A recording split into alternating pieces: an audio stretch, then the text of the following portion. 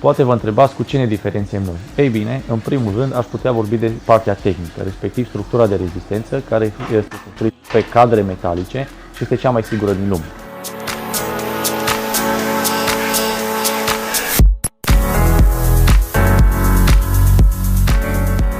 La punctul 2 aș putea vorbi de administrarea cartierului, care va fi realizată de dezvoltator timp de 25 de ani.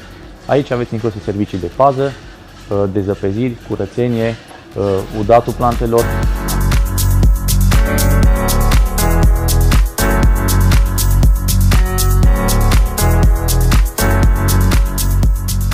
Confortul termic este asigurat de centrala proprie a fiecărui apartament, încălzirea pardosială, izolație exterioară cu vată minerală. Conceptul de fațadă ventilată pe care l-am aplicat și geamul de termofan cu tâmplărie Schuko.